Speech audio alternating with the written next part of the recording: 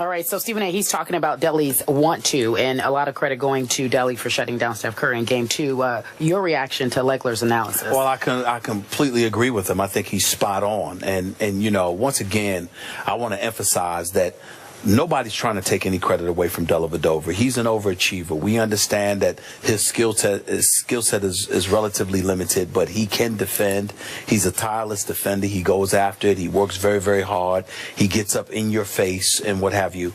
And because of that, that makes him an absolute pest, which means that he's effective for any team that he's on, and he's a nightmare for the opposition. We understand that. And then, but you also have to understand something, and this is just knowing the game of basketball. When you are limited, what happens is that a lot about defense is effort. And there's no shortage of effort when it comes to a Dellavedova. When you are a Kobe or you are a LeBron or somebody and you can defend, what you also do is spy.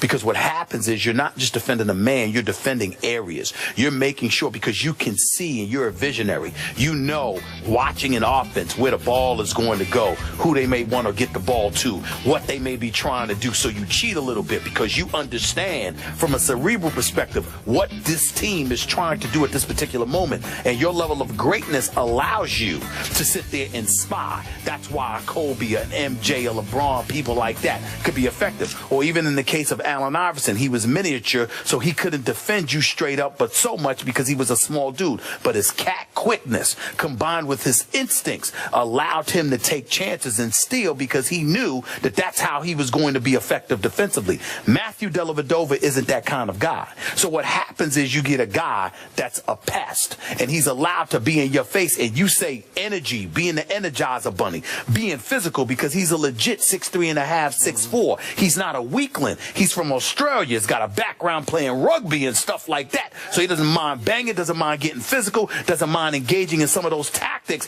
that, dare we say, today's players are relatively immune to, because back in the day where it was a more physical brand of basketball in the NBA, okay, in this day and age, it's not like that. So it's one thing where every little ticky-tack foul gets called, but it's another thing if it doesn't. If it doesn't, it can really affect you as an offensive player, because that guy is pestering you. And if Matthew Dellavedova deserves credit for anything, it's the fact that somehow, some way, he actually gets away with being in your face and being physical in today's brand of basketball. There's a skill that comes along with that elevates him to being one of, dare I say, the premier defenders in this game. And he deserves credit for it. The reason why I think, however, Skip, the reason why I think, however, you've got to pump the brakes with it is because, unlike any other sport, if you're going up against a guy whose game is predicated on athleticism and elevation and playing above the rim, different ball game. But when you are going up against a shooter who can pull up from 30, it's very rare in the day, other than denying them the basketball, it's very rare in the day that a defender affects them. What affects them is not getting the basketball, but once they have the basketball, unless you're blocking their shot, it doesn't affect them. It's just whether their shot is falling or not. Steph Curry missed shots he normally makes under the duress that was applied to him by Matthew Dellavedova. Steph Curry has made those shots against other people. He just missed the other day. Okay, now, time out. You're losing me. Did you just call Matthew Dellavedova one of the premier defenders in the league? Yeah. Yes.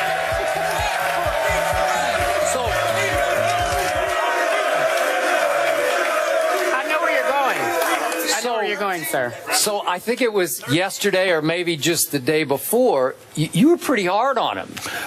Skip Bayless. I thought you gave him next to no credit, Skip and now Bayless. he's... that's because you don't listen. I think I listened too hard. It's okay. I think I heard it all. No, what you do is you give your opinion, and you're so fixated on it that anything that remotely deviates from it throws you a curve. But in the end, what it comes down to is this. Like, don't you and I both agree that Tony Allen is an elite defender? Tony Allen for the Memphis Grizzlies? One of the best. One of the best. Yeah. And for the first, when they lost games 2 and 3 to Memphis, all right, we said Golden State's in trouble. Now, Tony Allen getting hurt had a lot to do with that. But what I said to you was, Despite all of that, Steph Curry is one of those rare commodities where the defender is not going to affect him with anything other than denying him the ball. Once he has the ball, the shots that he takes, Skip, it doesn't matter whether somebody's in his face or not. I've seen Steph Curry. I've seen Steph Curry right in his face. I've seen not if you don't block his shot, because I've seen Steph Curry with his eyes closed hit threes.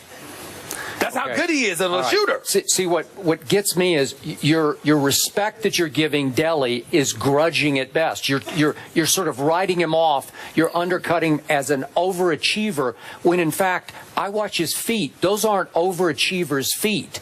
Those are star defenders' feet that I'm seeing. And that's what Legler had to go back and break it down. You know, sort of slide for slide. I'm going to look at this one. I'm going to freeze it. I'm going to freeze it. I'm going to freeze it. And I'm seeing a guy who, on film study, Dellavedova after the game the other night on SportsCenter talked about how much tape he watched of Steph before the finals started because they had all those days to get ready.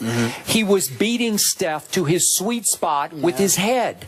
And again, that's borderline. I'm not going to call him a star yet, but he's a borderline star defender because I saw him do it against Derrick Rose, then I saw him do it against Jeff Teague, and now I'm seeing him do it against Steph Curry. And again, you're right. He's listed at 6'4". I don't know if he's quite 6'4", but even though he doesn't look muscular, I think he packs a wallop. He is beating Steph to the screens and through the screens, and he's keeping that body on him, and he's wearing him down a little bit. And then past is too dismissive because he's getting there and getting a hand in his face before Steph can get comfortable to do his little flick shot. And again, can Steph go off and score 40? Sure he could tonight. He's the MVP of the league. He's the greatest shooter we have ever seen. That's what I tell you. But the job that Delly did on him this last game was pretty spectacular. And I'm going to give him spectacular because that was something. But what I'm saying to you is that it's very astute analysis on your part, what you pointed out, because what you're highlighting is what I'm trying to say. Of course, you're a nightmare for a shooter if you deny them the ball, if they're not able to get the ball in the spots they want to or not at all. My problem is that you take it to the nth degree and act like if Steph Curry had the ball and Dellavedova's in his face, it's going to be a problem. I am saying to you that the tactics that Dellavedova utilizes in order to deny Steph Curry the ball until the shot clock is late or late in the shot clock or spots away from the places he wants to get the ball, that's a different ball game. But I am telling you, if Steve Kerr and those guys set enough picks and screens and facilitate Steph Curry getting the basketball, and he's straight up with Dellavedova, I am telling you he will eat that boy alive. Okay. That's what I am saying. Let's be clear. To eat him alive. You know what he's going to have to do, and he said this after the game, Steph did? He's going to have to drive the basketball more because what Dellavedova, I'll get it right. Dellavedova. Delly. Yeah, Delly Trey. Thank you. Delly Trey. You're not getting it right. Delly is beating him to the three-point line. He's playing for the three or the jump shot. He is daring him to drive the basketball. Is that what Steph does best? I don't know. And listen, and all I'm trying to do is differentiate and highlight the difference between a lockdown defender and just a guy who's a smart defender. When I think of a Tony Allen, when I think about when a LeBron or a Kobe, even a D Wade or somebody like that, locked down on you, you have the ball. You're face to face with them. They get lower center of gravity. They spread their arms. They're like, let's go, me and you. I am saying to you, that ain't Dellavedova. No. The Dellavedova that will deny the basketball and get you away from your sweet spots and does all of this stuff ain't the dude that gets low center of gravity, spread his arms and like, let's go. Me, I'm talking about LeBron and them saying, move the hell out the way. I got this dude. Let's go. Sure. No, that ain't Dellavedova. Not against Steph Curry. He does that against Steph Curry. I'm going to tell you what my man Charles Barkley said. This, get the limo. Make sure he gets to the game because Curry going to eat him up. That's all I'm saying. Now, Tony Allen could do that. Tony Allen with Mike Conley Jr. They'll sit up there. Move. We got this. Okay? Delly ain't that dude. Delly's good. Delly's impressive. He ain't that dude. Pump the brakes. He ain't that dude. Okay. Not against Steph Curry. Okay, we saw what Steph did to LeBron late in the game. Little stop and go, little step back, right? Yeah. Okay, he's capable of doing that. Delly is better at defending that kind of shot than LeBron is. It's doing it with your head more. It's anticipating the move more. Now, what I did love about the tagline for Tim Legler, what we just saw, I'm with Tim. 48 hours worth of Steph Curry, the MVP, having to hear Delly, Delly, Delly, Delly. And now we'll see what he'll bring tonight. I'm telling y'all right now, Delly don't get any help. He try to play Steph straight up. If Blatt and LeBron and those boys do that, Curry will drop 50 on them. Y'all ain't playing. People better calm down. This is Steph Curry we talk about. Yeah. All right, guys. We're holding court after the break. Carrie's court. It's an opportunity for the fans to talk to Skip and Stephen A. We're back in just a few moments. First Take on the road at the Supper Club. First Take is presented by Chase, celebrating small business. Learn more at missionmainstreetgrants.com. And in part by M&M's. Movies are better with M.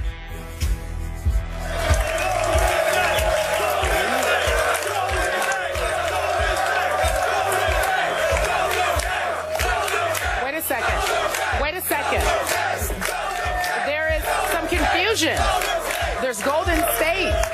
There's Golden State and Cavs fans. You guys are bold right here. I get you guys. You really do. Keep it friendly. Keep it friendly. We understand. These guys need to be careful. They just need to be careful. Cautious. Be kind to them. Proceed cautiously. Yeah. As I was saying, we love when people watch the show and send us some tweets. You guys know about Little B, right? You know the curse that Little B put on Kevin Durant and James Harden, which you think is kind of funny. He also said, though, he said specifically that LeBron James, there was no curse. So he's all straight, right? Everybody's good with LeBron. He just tweeted the show. He just wanted us to know that he really liked the Iman Shumpert video, and he wanted to see what you guys thought about it. What do you think? I just hope Little B doesn't put a curse on Delly. Uh-oh. Right? What if he did? Yeah. He's not cooking yet? No. No, not going to happen? Okay. All right, so let's talk about Game 3. Stephen A's like, I'm not a part of this. Who wins the game tonight, my friend? I'm picking Cleveland.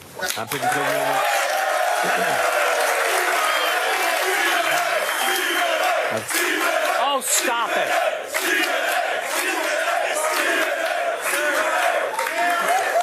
I really believe that Game 3 is pivotal in this series. I think that, LeBron imploring the crowd in Cleveland to show up, to be raucous and noisy. I think that there's a need for that. He knows that his troops are going to need all the support that they can get because Golden State's going to be ready tonight. And I think that Cleveland's going to have to find a way to win. Keep in mind, Golden State is still the best team in this series. Cleveland just has the best player in the world. They will find a way to escape with tonight's game. And Iman Shumpert's got to show up offensively, too. Okay. I know that Golden State's going to win one of these two games in Cleveland, and I believe it will be tonight because